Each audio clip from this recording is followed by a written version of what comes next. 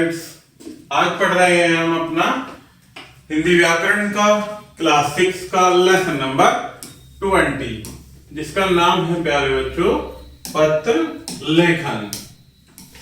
तो आइए प्यारे बच्चों शुरू करते हैं। पत्र लेखन एक कला है जिसके द्वारा हम अपने विचारों के लिखकर एक दूसरे तक पहुंचाते हैं, उसे ही क्या कहते हैं हम पत्र। पत्र लेखन क्या है प्यारे बच्चों? एक लेखन की कला है जिसके द्वारा हम अपने मन के भावों और विचारों को एक दूसरे तक पहुंचाते हैं, उसे ही क्या कहते हैं पत्र। तो पत्र लेखन में प्यारे बच्चों कुछ बातें होती हैं महत्वपूर्ण, जिन पर हमें ध्यान देना चाहिए। इसमें पहला होता है कि हमें पत्र लिखने वाले का नाम, स्थान, दिनांक स्पष्ट रूप से लिखना चाहिए। पत्र में संबोधन और अभिवादन का प्रयोग करना चाहिए। सरल, स्पष्ट, स्वाभाविक तथा प्रभावशाली भाषा का प्रयोग करना चाहिए तथा विराम चिन्हों का उचित ढंग से प्रयोग करना चाहिए। पत्र में पत्र पाने वाले का नाम, पता स्पष्ट रूप से लिखा हो, ये बातें जरूरी हमें ध्यान रखनी होती हैं। आगे देखते हैं प्यारे बच्चों पत्र के प्रकार। पत्र के दो प्रकार होते हैं, पहला औपचारिक और दूसरा अनौपचारिक पत्र। इनको 1 बाय 1 पढ़ेंगे। औपचारिक पत्र, प्रार्थना पत्र व्यवसायिक, सरकारी या गैर सरकारी कार्यालय को लिखे जाने वाले पत्र कौन से होते हैं? औपचारिक पत्र। औपचारिक पत्र के लिए कुछ महत्वपूर्ण तथ्य होते हैं, जिसमें दिनांक, प्रेषक का नाम व पता, सेवा में पत्र प्राप्त करने वाले व्यक्ति अथवा अधिकारी की उपाधि या पता, विषय, संबोधन महोदय, महोदया, श्रीमान, महाशय अथवा मान्यवर, विषय वस्तु, अंत में लिखना होता आज्ञाकारी शिष्य या आज्ञाकारी यानी शिष्य या भवदीय, भवदिया इत्यादि।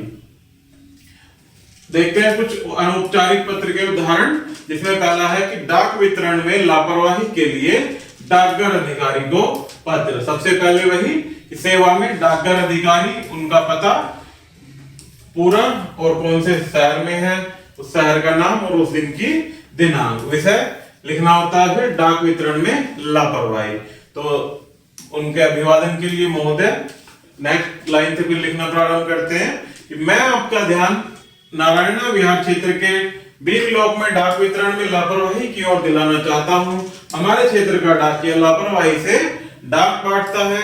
मेरी डाक मेरे पड़ोस के मकान में फेंक जाता है और मुझे पड़ोसी की कृपा पर रहना पड़ता है। इस कारण कई पत्र मुझे देर से मिलते हैं और कुछ तो मिलते ही नहीं।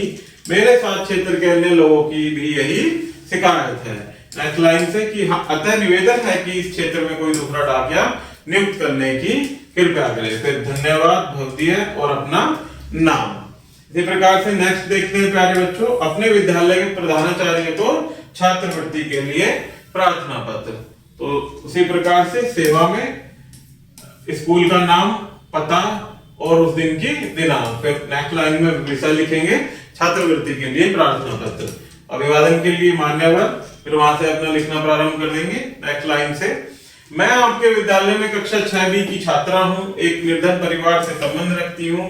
मेरे पिताजी विकलांग होने के कारण नौकरी करने में असमर्थ हैं।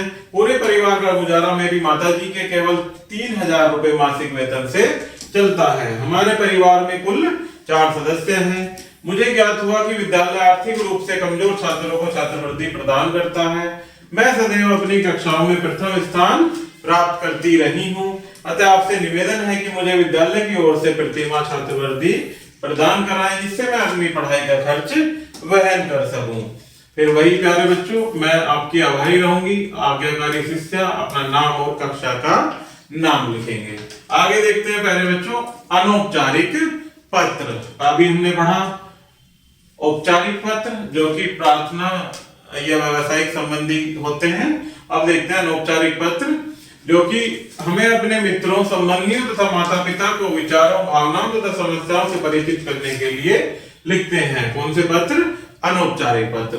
तो सबसे पहले देखते हैं कि उनमें क्या क्या हमें सावधानी रखनी चाहिए और उसका अनौपचारिक पत्र का क्या प्रारूप होता है। सबसे पहले दिनांक, फिर पत्र लिखने वाले का नाम तथा पता, संबोधन, अभिवादन, विषय वस्तु, अंत में आपका आज्ञाकारी, पुत्र पुत्री, आपका भाई या मित्र।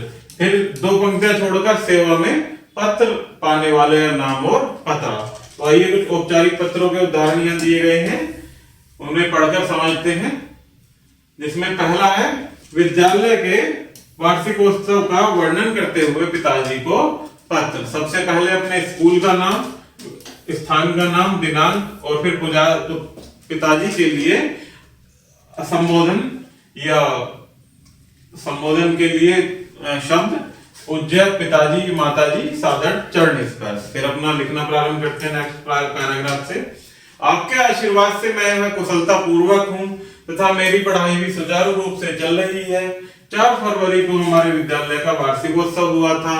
मैं इस पत्र में आपको उसी के बारे में बता रहा हूँ। नेक्स्ट लाइन से लिखना शुरू करेंगे। दिल्ली के शिक्षा निदेशक इस बार के मुख्य अतिथि थे। कार्यक्रम ठीक 3 बजे शाम प्रारंभ हुआ। पूरा विद्यालय खूब सजा सवरा था। प्रधानाचार्य महोदय ने मुख्य अतिथि का स्वागत किया तथा विद्यालय की पूरी जानकारी संबंधी वार्षिक रिपोर्ट पढ़ी। लगभग 100 छात्र छात्राओं द्वारा हम सब एक है नामक संगीत नाटक द्वारा भारत की अनेकता में एकता की झांकी प्रस्तुत की गई थी। मैंने भी इसमें भाग लिया था। छोटे बच्चों ने भी कुछ गीत गाए तथा फैंसी ड्रेस कार्यक्रम प्रस्तुत किए। मुख्य अतिथि ने पूरे वर्ष में विभिन्न प्रतियोगिताओं में प्रथम आने वाले छात्र छात्राओं को पुरस्कार भी वितरित किए तथा अपने भाषण में विद्यालय की पूरी भरी प्रशंसा की। कार्यक्रम 5:30 बजे समाप्त हो गया था। पूज्य माता जी के चरण स्पर्श तथा सोनू को प्यार। आपका आज्ञाकारी पुत्र अपना नाम लिख देंगे। इसी प्रकार से नेक्स्ट है प्यारे बच्चों, माता जी की अस्वस्थता की सूचना देते हुए पिताजी को पत्र। फिर से वही कि अपना स्कूल का नाम, अपना स्थान का नाम स्कूल के, दिनांक और संबोधन में पूज्य परम पूज्य पिताजी, सादर चरण स्पर्श फिर लिखना प्रारंभ करेंगे। बहुत दिनों से आपका कोई पत्र नहीं आया। आशा है आप सकुशल होंगे। ये आप यह जानकर चिंतित अवश्य होंगे कि माता जी को पिछले 4-5 दिनों से ज्वर हो रहा है, हल्की खांसी भी है। डॉक्टर गर्ग को दिखाया, उन्होंने दवाई दी है तथा विश्राम करने का परामर्श दिया है। परमात्मा की कृपा से माता जी शीघ्र ही स्वस्थ हो जाएंगी। आप किसी प्रकार की चिंता न करें। शनि आपको बहुत याद करता है। आप समय निकाल कर एक बार अवश्य आ जाएं। शेष सब कुशल मंगल है। मेरी पढ़ाई ठीक चल रही है और आज्ञाकारी आपका पुत्र अपना नाम लिख देंगे। आगे देखते हैं अध्याय संक्षेप। पत्र लेखन एक कला है। पत्र में पत्र लिखने तथा पत्र लिखने वाले का नाम, पता, दिनांक स्पष्ट रूप से लिखना चाहिए।